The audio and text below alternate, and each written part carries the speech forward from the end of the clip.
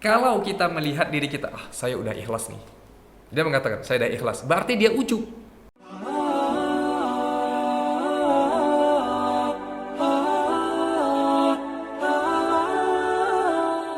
Bismillah, Assalamualaikum warahmatullahi wabarakatuh.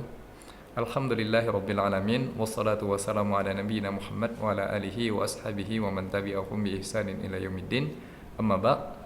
Pemirsa yang dirahmati Allah Subhanahu wa taala, alhamdulillah kita bersyukur kepada Allah Subhanahu wa taala atas segala limpahan nikmat ya kepada kita semuanya, dan tentunya dengan bersyukur kepada Allah Subhanahu wa taala dengan nikmat yang telah diberikan kepada kita semua, insya Allah akan bertambah. Salawat serta salam ya kita aturkan kepada baginda Nabi SAW dan juga kepada keluarga beliau beserta para sahabatnya dan kepada orang-orang yang senantiasa mengikuti jejak Rasulullah SAW.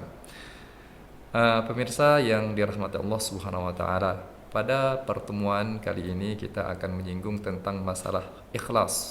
Ya. Ikhlas adalah merupakan salah satu syarat, ya, merupakan salah satu syarat diterimanya amal kita. Ya. Syarat diterimanya amal itu ada dua, ya, ada dua. Ya. Ikhlas karena Allah Subhanahu wa taala, dan kemudian yang kedua adalah mengikuti tata cara yang dilakukan oleh Rasulullah SAW. Nah, ikhlas ini adalah merupakan satu perkara yang berat, ya, merupakan satu perkara yang berat, ya, sebagaimana dikatakan oleh para ulama-ulama terdahulu, ya.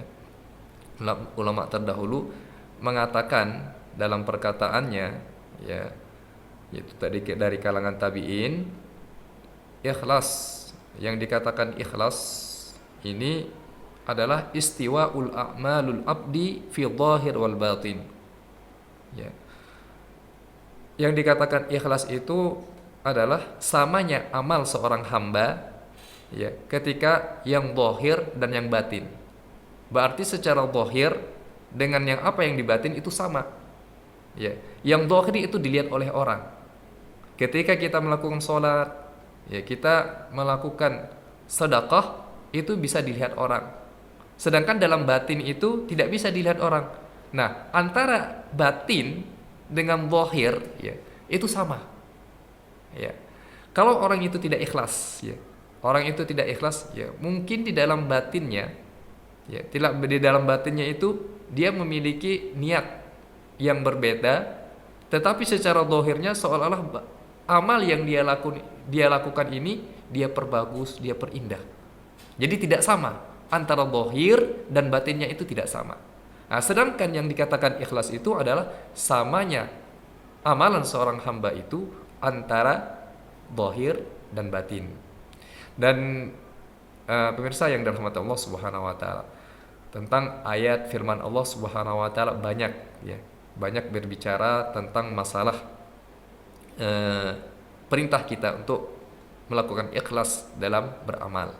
Ya, salah satu contohnya firman Allah Subhanahu wa taala yang masyhur, ya, yaitu surah Al-Bayyinah ayat 5, "Wa ma umiru illa liya'budullaha mukhlishina lahuddin."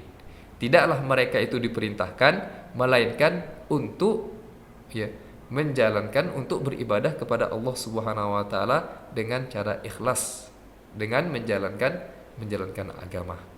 Nah, ini Allah Subhanahu wa taala menuntut kepada kita bagaimana amal kita diterima adalah mengikhlaskan amal kita. Mengikhlaskan amal kita. Dan Fudail bin Iyad, seorang tabi'in, juga pernah mengatakan, yang menyinggung yang seperti di awal tadi, bahwa amal itu tidak akan diterima.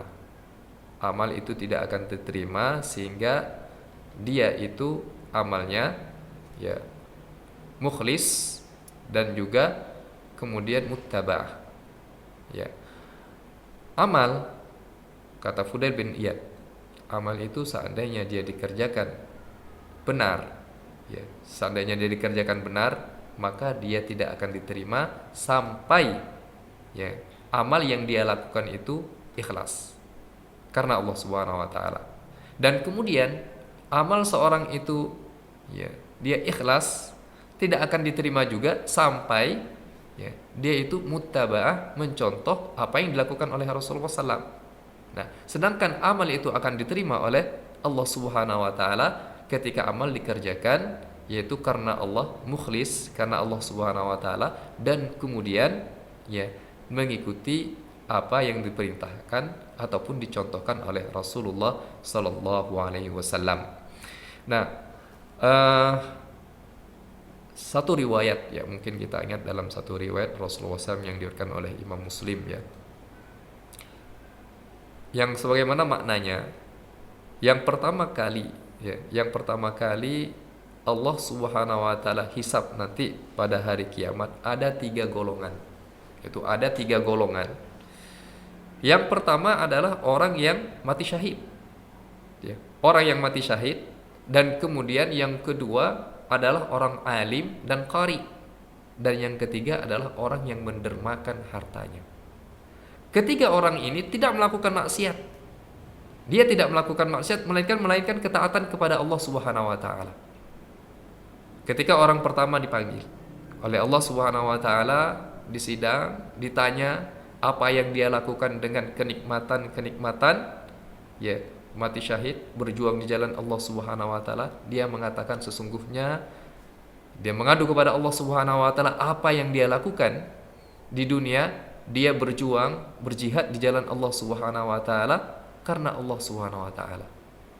Kemudian Allah Subhanahu wa taala Maha mengetahui apa yang ada di hati ya, di hati manusia. Allah Subhanahu wa taala mendustakan, kadzabta, engkau telah dusta, engkau melakukan jihad sehingga engkau mati syahid, itu agar dikatakan sebagai jari, yaitu sebagai pemberani. Faqad qila, dan itu sudah dikatakan oleh orang lain. Dia namanya udah tenar sebagai pemberani. Ya, dikenal oleh orang si fulan sebagai pemberani. Sehingga Allah Subhanahu wa taala perintahkan untuk dilemparkan ke api neraka. Ini orang yang pertama. Kemudian yang kedua adalah orang yang alim dan qari.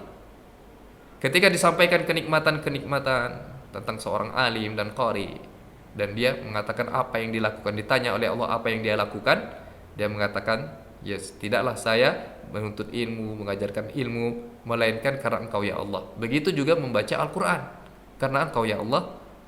Ya. Akan tetapi Allah Subhanahu wa taala mengingkari, karena Allah Subhanahu wa taala mengetahui apa yang ada di dalam hati manusia. Walaupun tidak nampak oleh diri kita, Allah Maha mengetahui.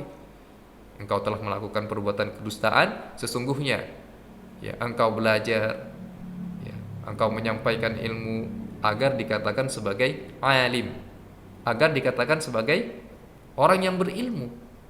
Waqad qila, dan itu sudah dikatakan. Dan sedangkan engkau membaca Al-Quran, ya, engkau membaca Al-Quran supaya engkau dikatakan sebagai orang qari, yaitu orang pembaca Al-Quran. Sehingga orang ini pun dilemparkan oleh Allah Subhanahu wa taala, diperintahkan untuk dilemparkan ke dalam neraka. Dan kemudian yang ketiga adalah golongan orang yang mendermakan hartanya. Dipanggil oleh Allah Subhanahu wa taala, disebutkan kenikmatan-kenikmatan orang yang mendermakan hartakan, kemudian ditanya, apa yang kau lakukan dengan amal tersebut? Dia mengatakan, tidak adalah satu jalan yang engkau senang ya Allah untuk menginfakkan harta, melainkan aku berinfak di situ. Karena engkau. Dan Allah Subhanahu wa taala pun mendustakan, sesungguhnya engkau berbuat dusta. Apa yang kau lakukan ya tidak lain adalah supaya agar dikatakan sebagai jawad, yaitu orang yang dermawan. Faqad qil, kata Allah Subhanahu wa taala, dan itu sudah tenar, dan itu sudah dikatakan oleh orang si fulan sebagai orang yang dermawan. Maka dia pun dilemparkan oleh Allah Subhanahu wa taala ke neraka akibat perbuatannya. Jadi 3 golongan ini pemirsa yang dirahmati Allah Subhanahu wa taala, ya. Mereka tidak melakukan kemaksiatan tapi ketaatan kepada Allah. Apa yang salah? Apa yang salah? Yang salah adalah pada niatnya. Ya, pada niatnya dia tidak mengikhlaskan, mengamalkan satu amalan itu bukan karena Allah Subhanahu wa taala untuk mencari ketenaran, untuk mencari popularitas. Ya, ini yang keliru. Nah, sekarang bagaimana dengan kita? Sudah banyak kita lakukan amal ibadah kepada Allah Subhanahu wa taala. Apakah diri kita sudah ikhlas?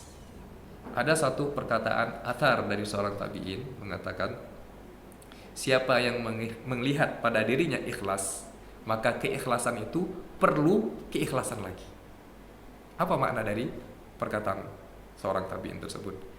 Kalau kita melihat diri kita, saya udah ikhlas nih. Dia mengatakan, saya udah ikhlas. Berarti dia ujub. Dia ini ujub. Berarti menyatakan dia ikhlas. Tetapi seandainya dia melihat sebagai amalnya, amalnya saya kurang takut, khawatir dirinya mungkin dia kurang ikhlas sehingga takut amalnya tidak diterima oleh Allah Subhanahu wa taala, maka tabi'in itu mengatakan adalah dialah seorang orang yang mukhlis, orang yang ikhlas.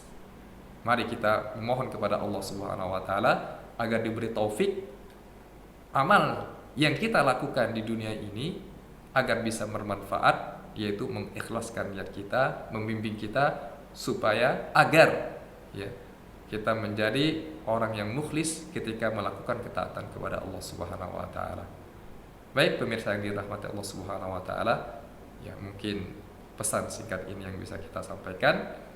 Semoga bisa memberi manfaat kepada pemirsa semuanya dan terkhusus kepada saya pribadi. Wallahu ta'ala. Subhanakallah bihamdika asyhadu an la ilaha anta astaghfiruka wa atubu ilaik. Wassalamualaikum warahmatullahi wabarakatuh.